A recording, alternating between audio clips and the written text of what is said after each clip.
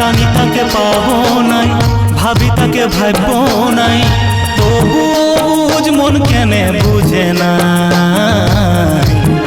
যদি আলাদা করার ছিল এই বিধাতার, দুটা মনকে মিলানোর কি ছিল দরকার।